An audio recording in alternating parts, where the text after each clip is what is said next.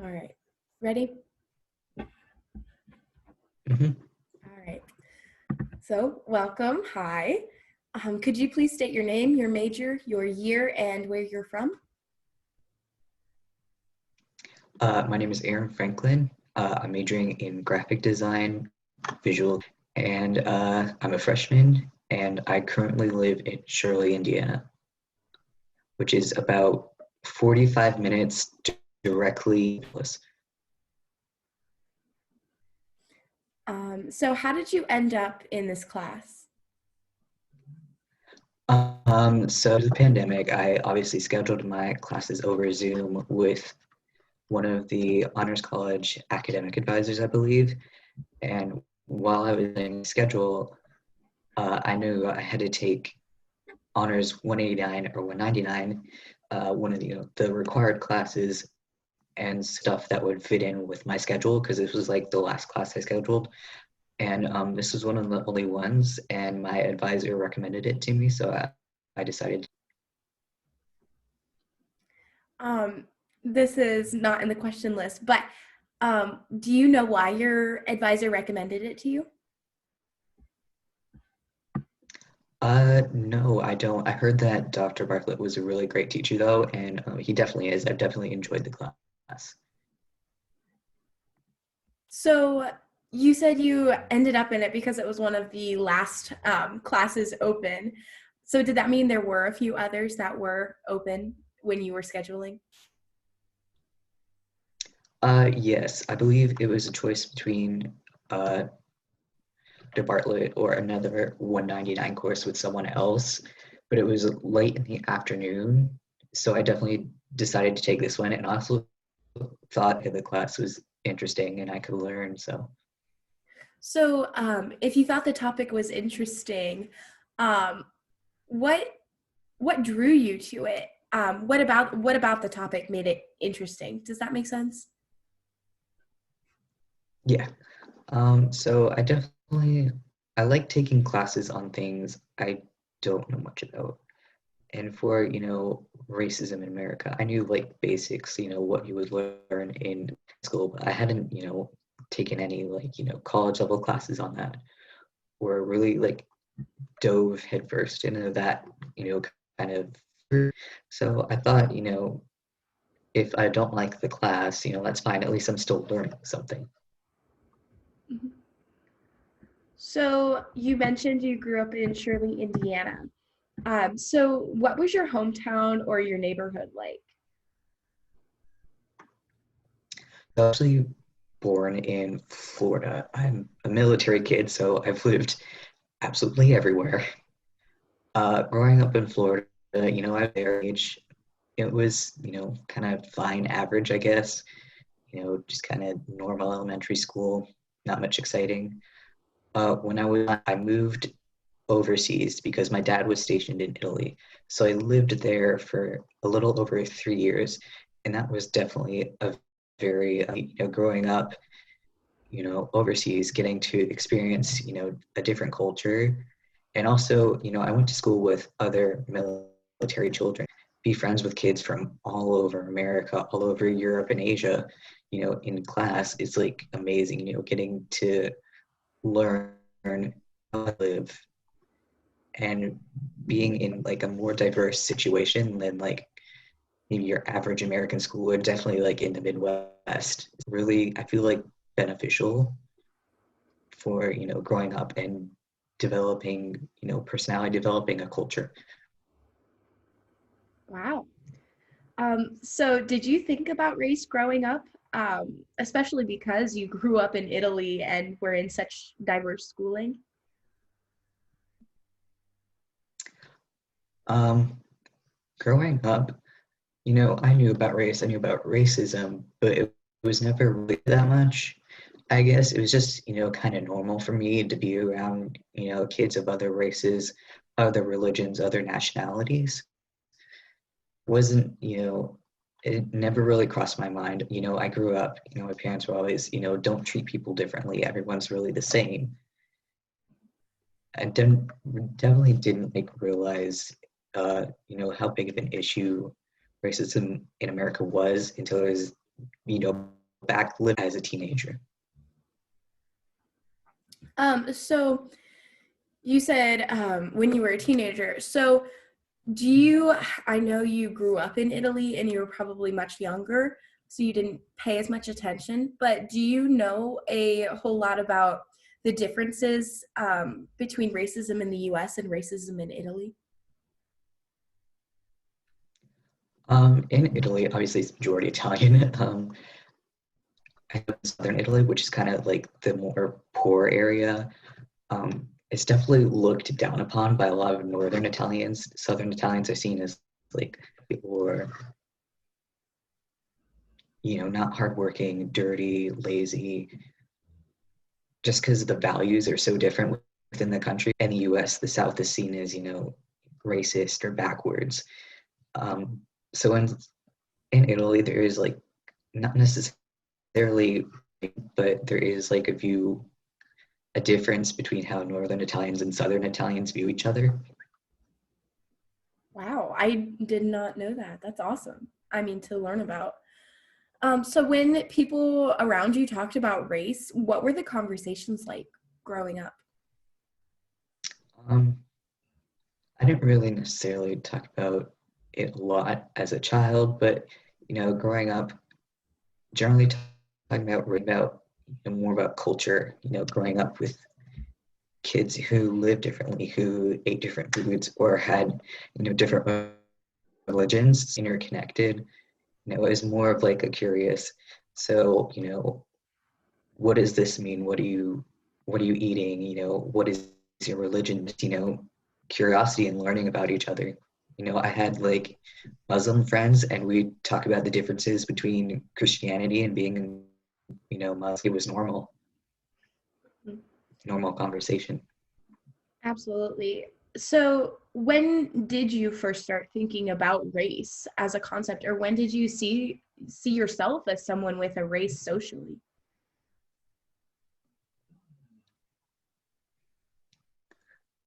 Kind of in that time when I was living in a diverse area, and also, learning about, racism and race in school, about slavery and the civil rights movement. So definitely, like age 9 or 10, learning about that stuff in school. Mhm. So have you ever experienced or witnessed any racism in your own life? Absolutely. After I moved to North Carolina, and just kind of like a suburban area, um, in North Carolina, it's definitely very different. I know people like to say that like the Midwest is racist, but compared to living in the Deep South, it really is not. Growing up in North Carolina, I would have friends who were like black or mixed race, and people would like literally call them slurs for no reason. And it's like they're not doing anything to you. They haven't even interacted with you. What's the reason behind this? Mhm. So how do your other identities or social positions, such as your gender, your class, region, or religion, etc., how do they shape your experiences? And how do they shape those experiences in tandem with race? So obviously I'm white. I grew up, middle class, very, lucky to have everything that I do. And, being able to also like seeing people who aren't as privileged as you definitely impacted my perception on the world. Also living, in different areas impacted different areas of the world. So that was, very unique. I'm lucky to have that experience. Mm-hmm. So one of the themes of our class this semester has been that race structures our global society. It's not just something over there, over here. Or just something that only affects racialized groups of people. So we're all living in the same system, and we all have the capability to imagine and help create something different or a more equitable society. So where in comparison does your childhood life in Italy fit in this system? And then where does your life in Indiana fit in this system? And then how do they compare and contrast? I think overall, I think a lot of people and I don't give it as much, credit as it deserves sometimes, which is, I guess it depends on, where you've lived in life. Um, Obviously, Indiana, it's kind of seen as more of a, I guess, conservative. But in reality, how you have big cities like Indianapolis, you have, Muncie, you have like Chicago, you have Detroit, you have the large cities in Ohio. So I think there's a large variety of Indiana that have a lot of different views, which I feel is different maybe from other states.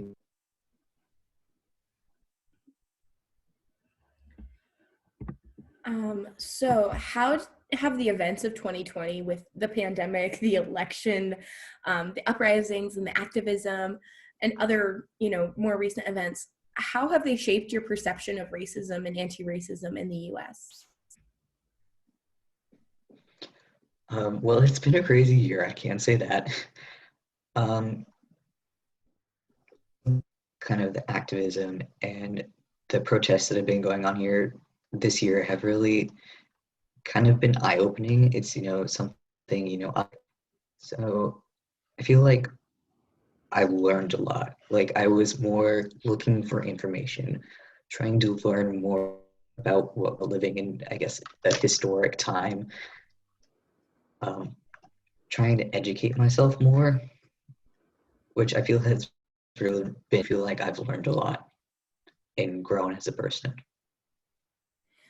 So over this course of 2020, have you been involved in any anti-racist actions or activities this year, such as any marches or protests?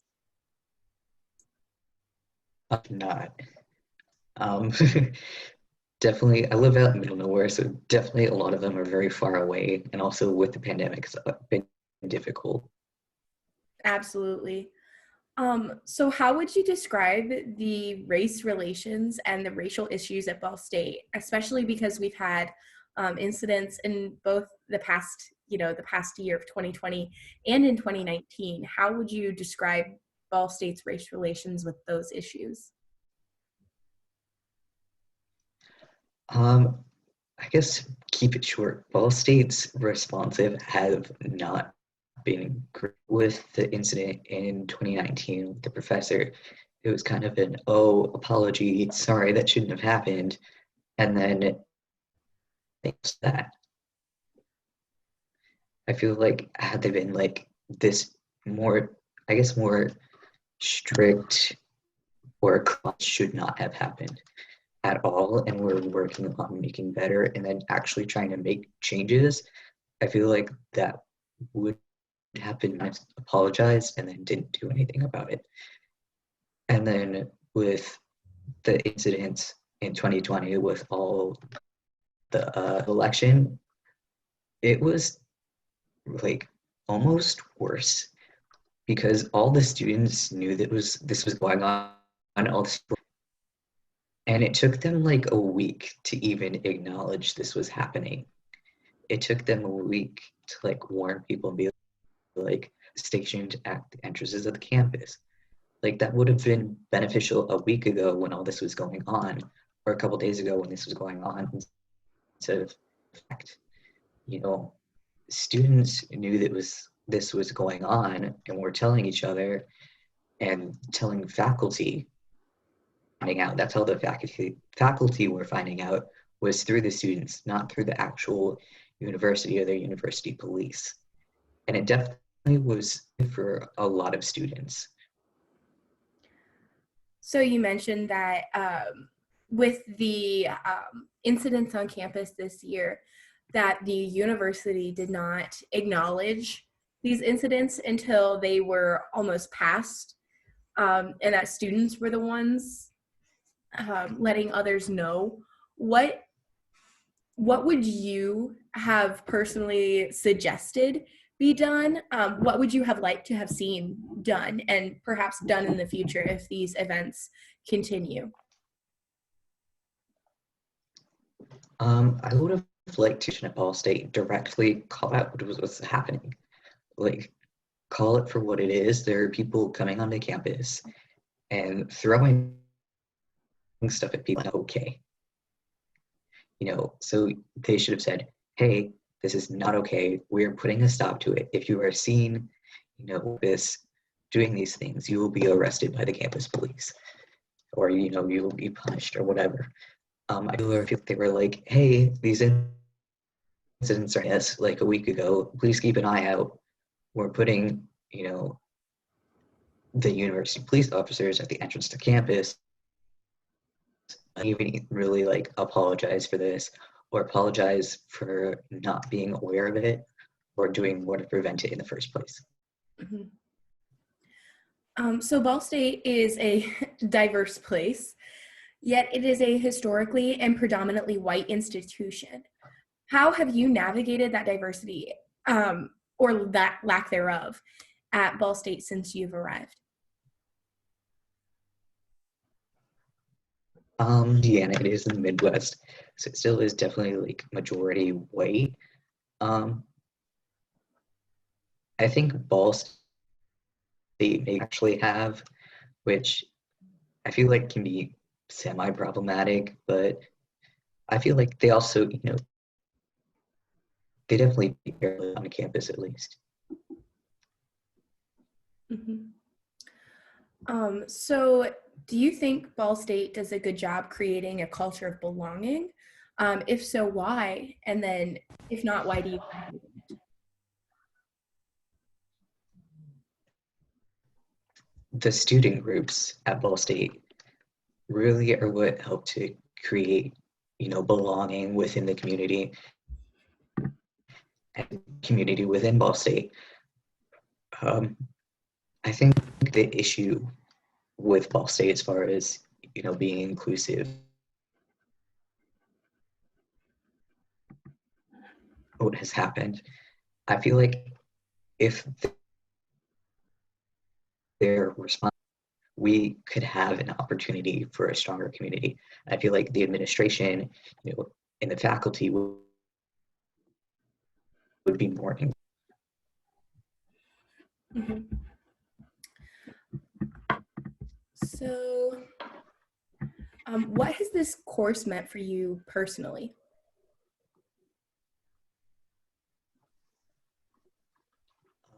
I really enjoyed this course. I felt much I didn't know, and I'm shocked at it. Like, there's so much that, America, because it can teach you, whether that's, because of lack of funding or just not enough time.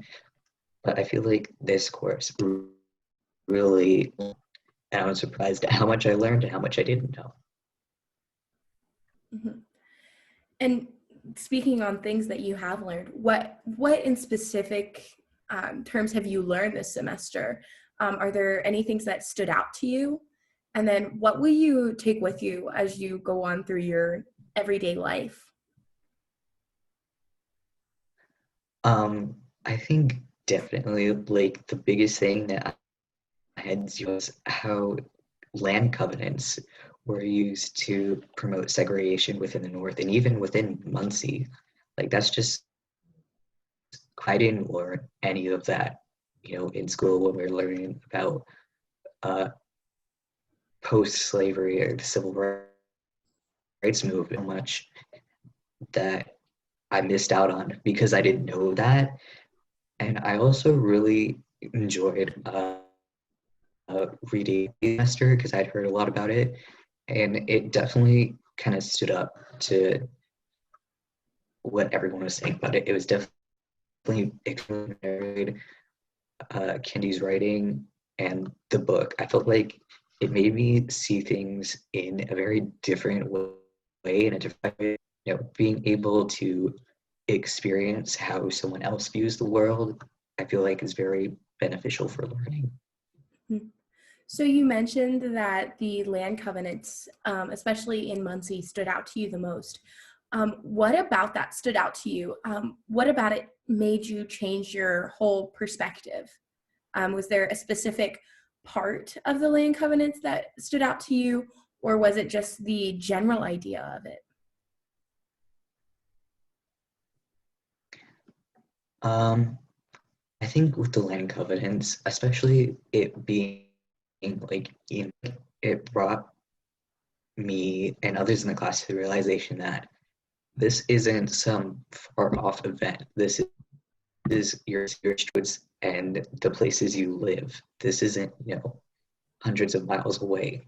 You know, the land created Ball State's campus on the White River, and that's just crazy, honestly, that you know about that. Mhm. And here's the $1,000,000 question. This course is called How to Be an Anti-Racist. What do you think it means to be an anti-racist?